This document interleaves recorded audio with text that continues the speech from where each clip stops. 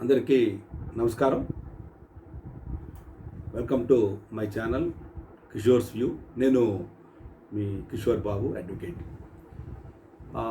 ఈ వీడియో ఆంధ్రప్రదేశ్లో ఈ మధ్యకాలంలో హాట్ టాపిక్గా ఉండి ఇప్పుడిప్పుడే సమసిపోతూ ఉంది, కొత్త విషయాలు వస్తూ ఉన్నాయి. కానీ ఈ విషయం అయితే మరుగున పడకుండా దీనిలో కేంద్ర ప్రభుత్వం లెవెల్లో మరి ఒక గణనీయంగా చర్చలు జరుగుతూ ఉన్నాయి. ఇదేంటంటే దళిత క్రైస్తవులు ఎస్సీలుగా గుర్తించాలనేది ఏనాటి నుండో ఉన్నప్పటికీ ఇక్కడ అనేకమైన అడ్డంకులు వస్తూ ఉన్నాయి. దానిలో మరి ముఖ్యంగా ఇప్పుడు కేజీ బాలకృష్ణన్ కమిషన్ ఆ రిపోర్టు ఇస్తే సరిపోతుంది అనే దానిలోకి అందరూ వచ్చారు. కానీ అలా కాదు. కేజీ బాలకృష్ణన్ కమిషను చేస్తారా, లేక చంద్రబాబు నాయుడు గారే చేస్తారా, లేక జగన్మోహన్ రెడ్డి గారు చేస్తారా? ఇక అంటే రకరకాల విషయాలు ఇక్కడ ముడిపడి ఉన్నాయి. ఎందుకు ముడిపడి ఉందంటే సుప్రీంకోర్టులో కేసు పెండింగ్ ఉంది. కానీ అది ఏ విధమైన జడ్జిమెంట్ ఇస్తుంది అనేది ఎవరికి అంతుబట్టని విషయం. ఒకవేళ ఇస్తే కూడా ఇంప్లిమెంట్ జరుగుద్దా అనేది చెప్పలేని సంగతులు ఇవన్నీ కూడా ఉన్నాయి ఈ వీడియో అందరూ ఎండింగ్ వరకు చూడండి. ఎందుకంటే ఇది కావాల్సిన విషయం, అవసరమైన విషయం. మరి ముఖ్యంగా దళిత క్రైస్తవులకు ఇది చాలా ఇంపార్టెంట్, అలాగే దళితులకు కూడా ఇంపార్టెంట్ అయిన విషయమే. కాబట్టి ఇది తప్పకుండా ఈ వీడియోని స్కిప్ చేయకుండా లాస్ట్ వరకు చూడండి. ఎవరైనా మన వీడియోని మన ఛానల్ని సబ్స్క్రైబ్ చేసుకోకపోతే సబ్స్క్రైబ్ చేసుకోండి. మీ ఫ్రెండ్స్ కూడా మీకు నచ్చితే అందరికి కూడా షేర్ చేయండి. విషయానికి వస్తే దళిత క్రైస్తవుల సమస్య మనందరికీ తెలుసు. ఇది గత కొన్ని సంవత్సరాలుగా జరుగుతూ ఉంది. దళితులుగా ఉన్నవారు క్రైస్తవుల్లోకి వెళ్ళిన తర్వాత, క్రైస్తవులుగా మారిన తర్వాత మరి ఎస్సీ హోదా ఉండాలా వద్దా అనే దానిలో రకరకాల భిన్నాభిప్రాయాలు ఉన్నాయి. అయితే మరి రాజ్యాంగం ఏం చెప్తా ఉంది అనేది మనం ఆలోచన చేస్తే 1950 మరి presidential order, schedule caste order ఉంది. ఆ ఆర్డర్లో క్లాజ్ 3 ప్రకారం ఏంటంటే దళితులు కనుక క్రైస్తవత్వంలోకి వెళితే, అంటే సిక్కులు బౌద్ధులు కాకుండా, హిందువులు కాకుండా వేరే దేనిలోకి వెళ్ళినా కానీ వారి ఈ యొక్క స్టేటస్ పోతుంది అనేది, షెడ్యూల్ కాస్ట్ స్టేటస్ పోతుంది అనేది మనందరికీ తెలిసిన విషయం. అయితే దీని మీద ఇప్పుడు అందరూ రిప్రజెంటేషన్స్ ఇచ్చారు.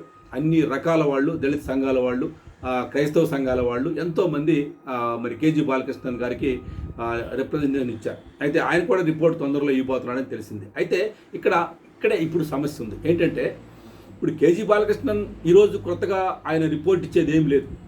ఆల్రెడీ ఇది మరి జస్టిస్ రంగనాథ్ మిశ్రా గారు, ఆయన కూడా చీఫ్ జస్టిస్గా రిటైర్ అయిపోయారు సుప్రీంకోర్టులో.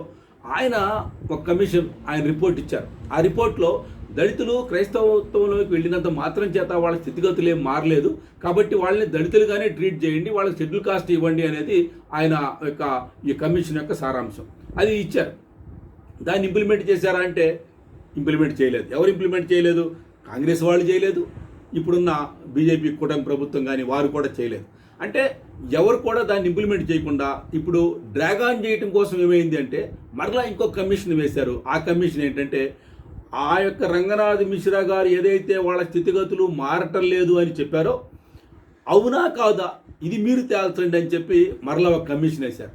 అంటే ఎవరిది? ఇప్పుడు కేజీ బాలకృష్ణన్ కమిషన్. ఈ కమిషన్ నివేదిక ఏమిస్తుందో తెలియదు. ఒకవేళ ఇది నిజమేను, వాళ్ళ స్థితిగతుల్లో ఏమీ మారలేదు, కాబట్టి వాళ్ళు క్రైస్తవత్వంలో ఉంటే కూడా వాళ్ళు హిందువులుగా వాళ్ళని పరిగణించవచ్చు అనగా, అంటే షెడ్యూల్ కాస్ట్ రిజర్వేషన్ వాళ్ళకి ఇవ్వచ్చు అనేది కనుక ఒకవేళ కేజీ బాలకృష్ణన్ కమిషన్ కనుక చెప్తే, ఈ రిపోర్టు కేంద్ర ప్రభుత్వం ఏం చేస్తుంది? సహజంగా సుప్రీంకోర్టులో మ్యాటర్ పెండింగ్ ఉంది కాబట్టి సుప్రీంకోర్టుకి రిపోర్ట్ చేస్తుంది.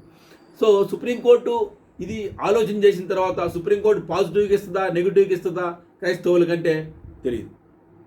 ఒకవేళ పాజిటివ్గా ఇస్తే ఆ పాజిటివ్గా ఇచ్చిన దాన్ని కేంద్ర ప్రభుత్వం ఇంప్లిమెంట్ చేస్తుందా లేదా తెలియదు. కాబట్టి ఇన్ని ప్రశ్నలు ఉన్నప్పుడు ఒకే ఒక సమాధానం దళిత క్రైస్తవులకు దొరుకుతూ ఉంది. అదేందో తెలుసా? ఆంధ్రప్రదేశ్ ముఖ్యమంత్రి నారా చంద్రబాబు నాయుడు గారు.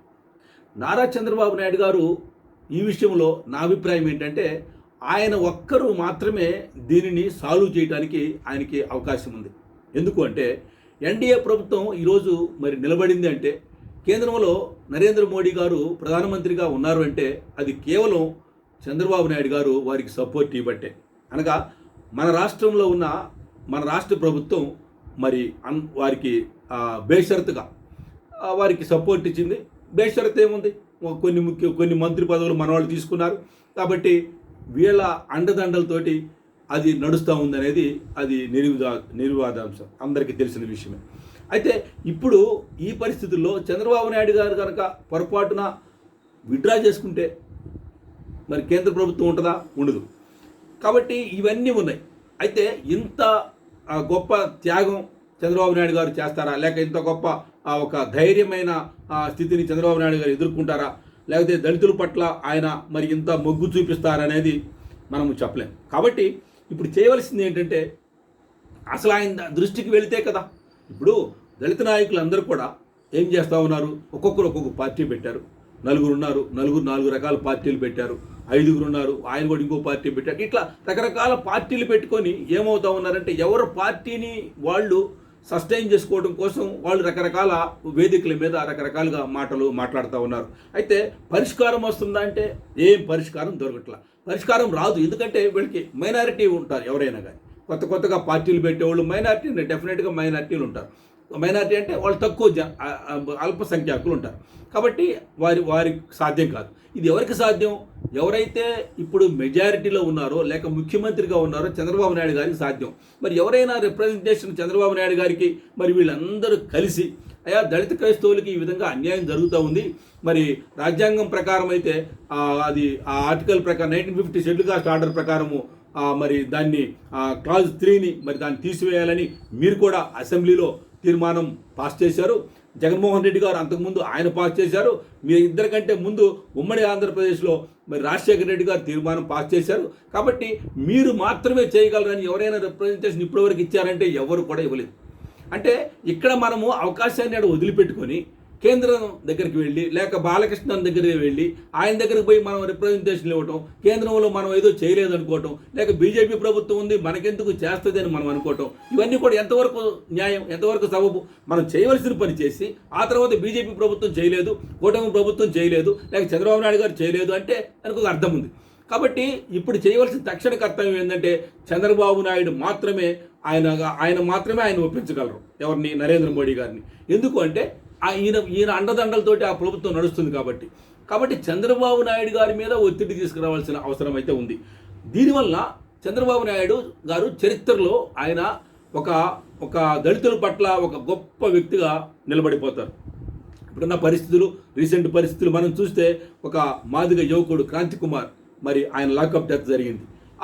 ఆ సందర్భంగా మాదిగ సామాజిక వర్గం చంద్రబాబు నాయుడు నా వర్గం నా వైపు ఉన్నారు అనుకున్న చంద్రబాబు నాయుడు గారు ఇప్పుడు వారు దూరమయ్యే పరిస్థితి వచ్చింది. ఆల్రెడీ మాలలు దూరంగా ఉన్నారు అనేది ఒక ఒరవడి. అది వీళ్ళందరూ కూడా జగన్మోహన్ రెడ్డికి కొమ్ము కాస్తూ ఉన్నారు, జగన్మోహన్ రెడ్డి గారి ప్రక్కన ఉన్నారు అనేది ఒక వాస్తవం. అది కూడా దానిలో కూడా మరి నిజం లేకపోలేదు. కనుక ఈ పరిస్థితులు ఉన్నప్పుడు చంద్రబాబు నాయుడు గారు ఆయన చిరస్థాయిగా దళిత క్రైస్తవుల్లో ఆయన ముద్ర వేసుకోవాలంటే చంద్రబాబు నాయుడు గారు ఈ పని చేశారంటే, ఎందుకంటే చంద్రబాబు నాయుడు గారి గతంలో మరి వర్గీకరణ విషయంలో మొట్టమొదట వర్గీకరణ చేశారు. ఆ తర్వాత సుప్రీంకోర్టు ఈ మధ్య ఇచ్చినప్పుడు సరే అది ఆయన యాక్సెప్ట్ చేశారు, అది వేరే విషయం. కానీ మొట్టమొదట ఆ ఎజిటేషన్ బాగా ఉన్నప్పుడు చంద్రబాబు నాయుడు గారు ఏబిసిడి వర్గీకరణకు ఆయన తెర తీశారు. దానివల్ల ఎంతోమంది లబ్ధి పొందారు. కనుక మాదిగా ప్రజలందరూ కూడా మరి ఆ వర్గం అంతా కూడా చంద్రబాబు నాయుడు వైపు మొగ్గు చూపిస్తూ ఉన్నారు ఫస్ట్ నుంచి కూడా. సో ఇప్పుడైతే వాళ్ళు క్రమేపీ దూరం అయిపోతూ ఉన్నారు. కనుక ఈ మాదిగల ఓట్లు అలాగే మలల ఓట్లు లేక అంటే నేను రాజకీయంగా మాట్లాడుతున్నా ఈ విషయం, వీరి ఓట్లు రావడం కోసమైనా సరే ఈ యొక్క మరి పని కనుక చంద్రబాబు నాయుడు గారు చేయగలిగితే ఆయన చరిత్రలో ఒక పెద్ద గొప్ప మరి ఒక మానవతావాదిగా లేక గొప్ప వ్యక్తిగా ఆదర్శవాదిగా లేక దళితుల పట్ల ప్రేమ ఉన్నవారిగా ఆయన నిలబడిపోతారు. కాబట్టి ఆయనకు రిప్రజెంటేషన్ ఇచ్చి అందరూ కలిసి ఆయన దగ్గరికి వెళ్ళి ఆయన మీద ప్రెజర్ తీసుకొస్తే డెఫినెట్గా ఆయన నరేంద్ర మోడీ గారిని ఒప్పించగలరు. జగన్మోహన్ రెడ్డి గారు ఆల్రెడీ ఒప్పుకుంటారు, అందరూ ఒప్పుకుంటారు. కాబట్టి అది చంద్రబాబు నాయుడు గారికి ఆ క్రెడిట్ దక్కుద్ది. ఒకవేళ చంద్రబాబు నాయుడు గారు చేయకపోతే ఈ క్రెడిట్ రాబోయే గవర్నమెంట్ ఏదైతే ఉందో ఆ గవర్నమెంట్లో ఒకవేళ జగన్మోహన్ రెడ్డి గారు కనుక ప్రభుత్వంలోకి వస్తే అది వారికి దక్కుద్ది. కాబట్టి చంద్రబాబు నాయుడు గారు ఇప్పుడే మేల్కొని ఆయనకున్న అధికారాన్ని, ఆయనకున్న పవర్ని సెంటర్లో ఉపయోగించి ఆయన ఈ విధంగా చేస్తే దళితుల పట్ల ఆయన ఇప్పుడు అంబేద్కర్ని ఎలాగూ అనుకుంటా ఉన్నారో చంద్రబాబు నాయుడు గారు కూడా దళితుల పట్ల, క్రైస్తవుల పట్ల ఆ విధంగా చేశారని ఆయనకు గొప్ప కీర్తి, అంటే ఈ రాష్ట్రంలో అంబేద్కర్ స్థాయి అని నేను మాట్లాడట్లేదు, అటువంటి గొప్ప కీర్తి ఆయనకు వస్తుంది. ఎందుకంటే వీళ్ళు సఫరర్స్ కాబట్టి ఈ విషయమై చంద్రబాబు నాయుడు గారు ఆలోచన చేస్తున్నారు. అది కేంద్రంలో కదలికలు జరుగుతూ ఉన్నాయి.